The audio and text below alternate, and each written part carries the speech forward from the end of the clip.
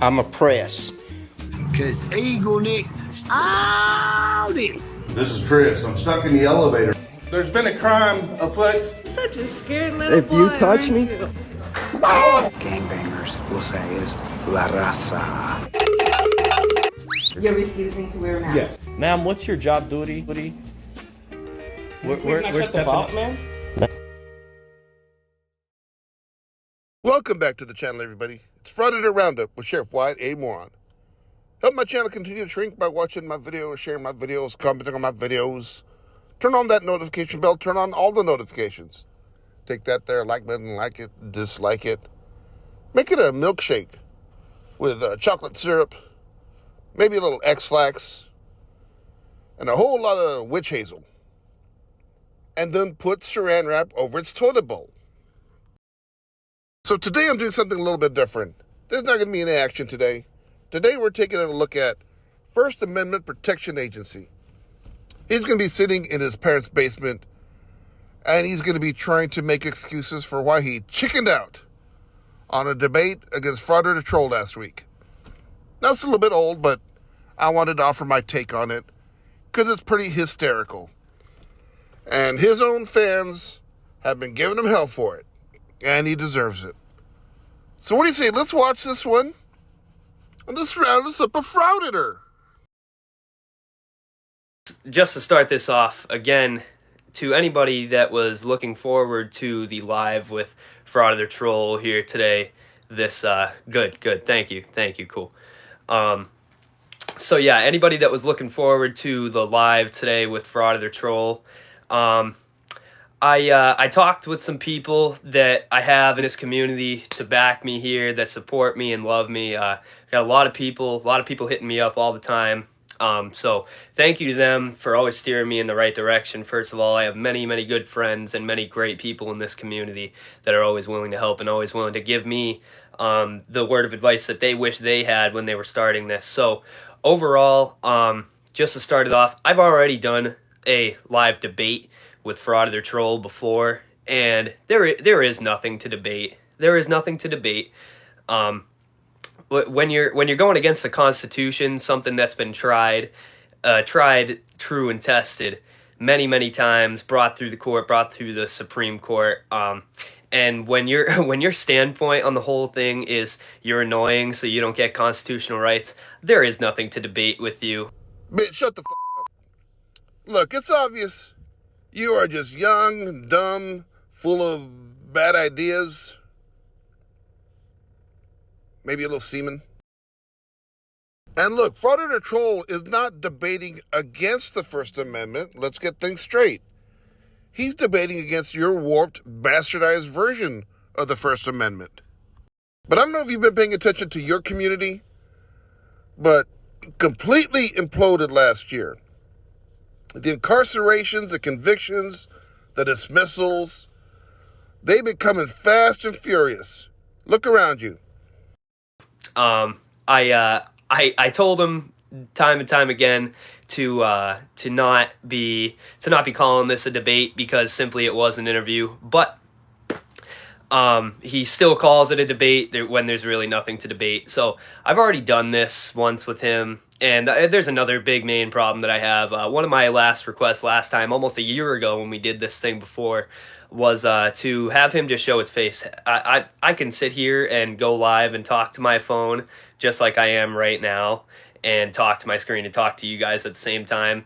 And I also get hundreds and thousands of emails about people complaining about what I do, people loving what I do, and I could just sit there and read my emails, my hate emails myself, and I could just sit there and read them myself. There's no reason you guys can go and sit in his chat and can go lick his boots like you guys do to the police. And when you sit and you talk about one of my later videos and you say that you wish the police went back to how they were policing in the 80s and 90s when there was no camera and acting completely authoritarian, then there's nothing I have to debate with you. Absolutely nothing. And when you simply, I I requested it to you this time too, to come and show your face. And I mean, look, I have many connections in this whole industry, and I've seen what you look like. And look, I understand you not wanting to put a more disgusting face on tyranny than there already is. So I understand that, and I respect that full well. But, you know, when you say your standpoint as to why you won't show your face is because you don't want to be recognized in real life and then attacked for your beliefs, or attacked, or somebody going after your family or something like that, then I really, really think you should reconsider on what side you're playing for, and on what team and on what team you're playing for on these battlegrounds. Oh, come off it, Frauditor. Look, this is the height of hypocrisy. You are on the side that claims that you don't want to give your name up or your ID up unless you commit a crime because you like your privacy. And you're also the side of paper terrorists, always trying to dox people, putting phone numbers, encouraging call flooding. Of course, Frauditor Troll doesn't want to give his face up. He don't want to be recognized. He don't want his kids to be hassled, his wife to be hassled. He don't want to wake up one day and find broken system, broken trust at his window, touching himself. It's because me personally, I'm not even that big. There are people plenty bigger than me, but I am one of the hottest names in the 1A community right now, one of the biggest growing again, one of the quickest growing again. So I understand him wanting a piece of FAPA just like everybody else does. But when you say you don't want to get recognized in real life, in these last 3 weeks, last 2 to 3 weeks, I've gotten recognized every single day I go out. Every single day, and it's been nothing but love and support. Just like for the main part, it is in the comment sections on my videos all the time and in my emails. Okay, look, I usually don't do this, but I'm going to leave a link to his live in my description. I normally don't do that, but I want you to go check out the comments. He was getting roasted. I'm talking about easily 80% of the comments were making fun of him, even from his own people. I get emailed every single day, and I appreciate you guys. I get a heck of a lot of emails, so if I don't have time to respond to yours, I'm sorry. I have a lot of things I got to worry about, and I have a lot of plans in this community to make this thing as big as possible. So I got a lot of things in the works for you guys. But for his main point to not be on camera is because he doesn't want to get attacked or his family attacked and have hardship for them. Then he should really reconsider on which side he's playing for. Because I get nothing but love and support. Maybe it's because of the way I look. I don't know. And if we were basing it on the other sides, on the ladder's looks, then yeah, maybe I can understand a little bit of hate there. Yeah. With those teeth and that stupid hair, I seriously doubt GQ's going to be knocking on your door anytime soon. And who else do you got on your side? Ass Elmo? Michigan Constitutional Crusader? Greg Hendry? James Freeman? Wanda Mize? Joey Surreal? Georgia Transfattery? Glenn Serio? It's like a lineup of cosmetic surgery gone horribly wrong.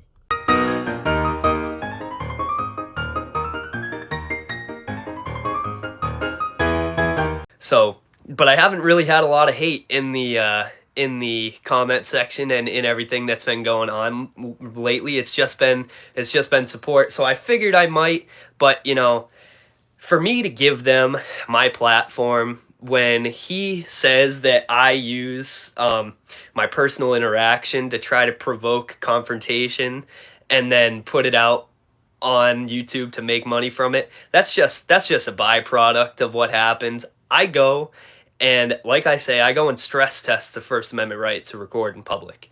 And whether it be on a sidewalk, whether it be in the post office, whether it be in a town hall, just because you may think I'm annoying or you don't like it or you have some problems with it, maybe I don't know what it could be. Especially when I'm explaining it to you. First of all, most of these people, you might ask me why that I don't explain it to every single person, because usually when the people come up to me and they're having an issue with what I'm doing, it doesn't matter what I say to them. They're not really listening They're not really listening, and they don't actually want to hear an answer on why I'm doing what I'm doing. They don't genuinely want to hear it. So I tend not to waste my breath. I tend not to waste my breath with those people. But I've had many conversations where people were actually willing to listen. And for the most part, when I get those conversations down to brass tacks and can actually conversate with somebody that's willing to listen and willing to put their thoughts in their head aside to be able to see if the other side makes sense, which is essentially civil discourse and what makes this country great and what makes this country possible, they usually tend to understand where I'm coming from. I'd say 9 times out of 10 that I've had genuine conversations with that, and the 1 time out of 10, it's because either them or somebody in their family works with police. Look, every video I've done to this kid, I've made the point, I'll make it again. He don't understand the First Amendment. Everything he's learned about the First Amendment, he's learned from Chile de Castro or Amagansett Press. It's very clear. Only Congress or the government can violate your First Amendment rights. So when you're out on a sidewalk in front of a private business, pointing a camera at civilians, that's got zero to do with the First Amendment. So, got a update on the lawsuits so far. Dealing with the Allendale lawsuit. My current lawsuit out with New Ellington has been, it was dismissed, and I'm just waiting to finish up this one and to get this one back into kicked back down into district court, my Allendale case.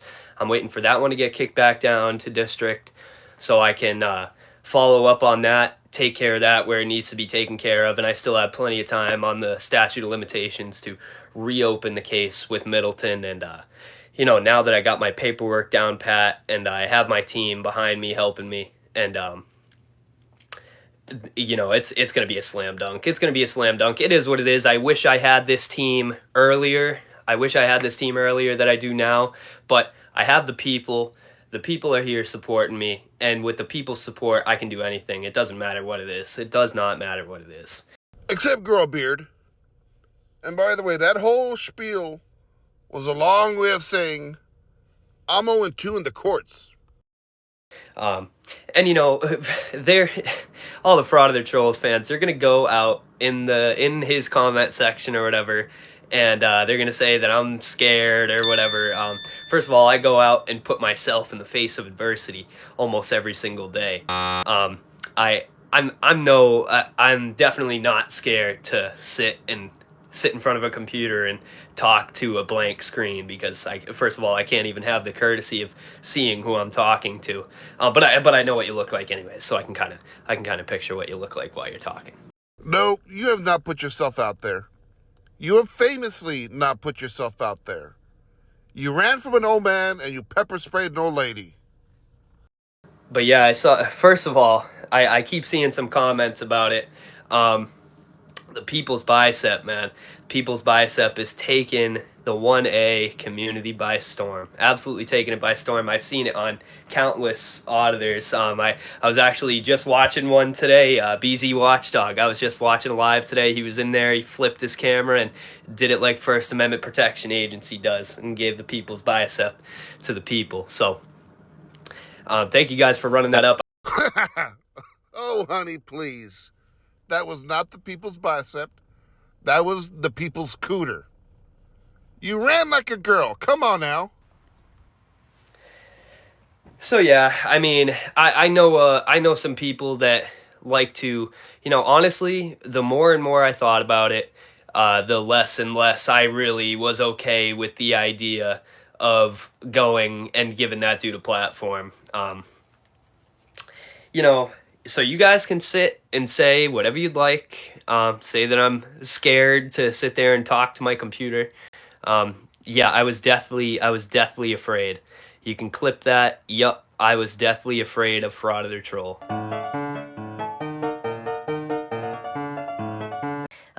Yeah, I was deathly afraid. You can clip that. Yup, I was deathly afraid of Frauditor Troll. Yeah, I was deathly afraid. You can clip that. Yup, I was deathly afraid of Frauditor Troll. Go for it. Go for it. Yep. Sounds good.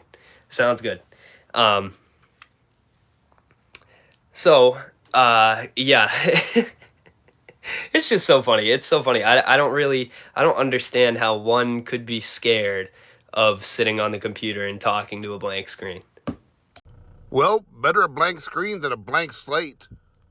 The more and more I thought about it, I'm not going to give him my platform. I have way more views. I'm almost coming up on more subscribers than this guy when he's been out there for like 5 times the time I have been here.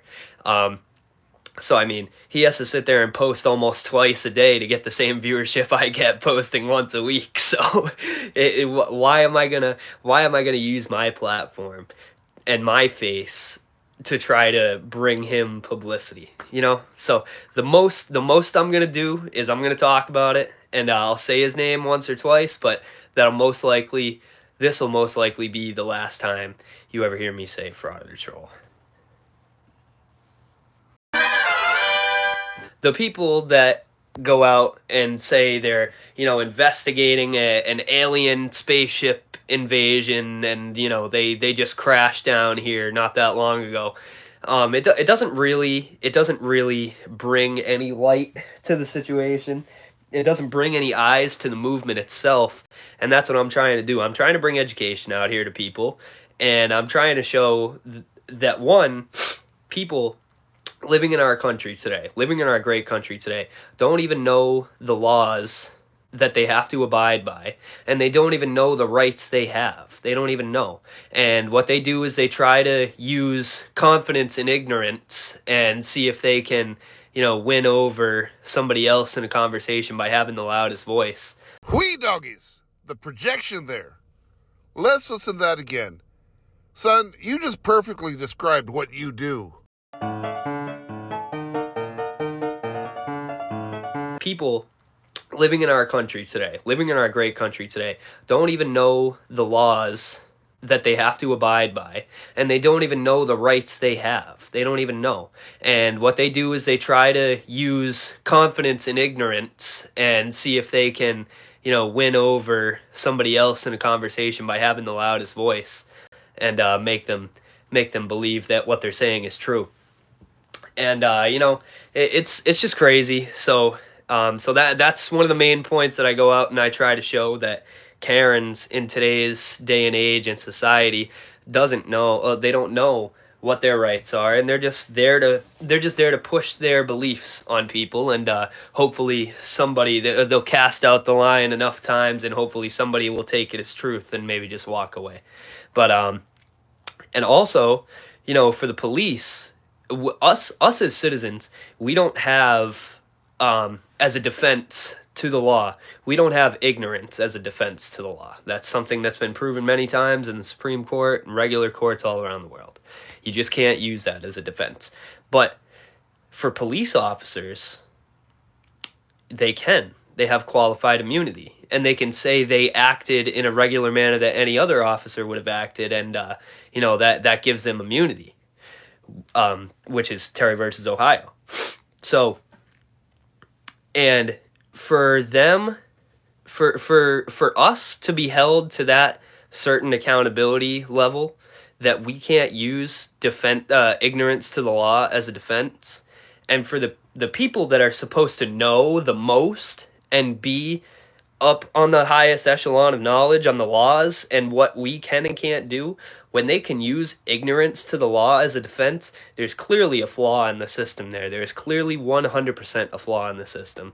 And, these police officers, they know it. They use it to their advantage, and they have for years, and they use people's ignorance to the law as their biggest advantage and as their biggest pull. That's what they count on every single time. That's why these officers show up to me and try to push whatever they believe, or half-heartedly believe what the law is. And they try to push it on me and try to puff out their chest and be real big and bad about it. But I know, when in reality, I know maybe not every scope of law better than they do, but I know the ones that we're dealing with, I know it way better than they do. Says the guy who's been arrested 3-4 times and is 0-2 in the courts. You go there, buddy. And I'm just going to go and leave it right there. It's amazing. I've never seen somebody so confident, yet so wrong. So you keep going, putting yourself out there, and I'll keep laughing every time they slap on the cuffs. Well, I can tell by that sundial it's time to say goodnight. Put little beans on the fire, little strawberry daiquiri on ice. And as always, cuddle up with a clean shirt and a dirty woman. Anyway, good night. I bid you adieu.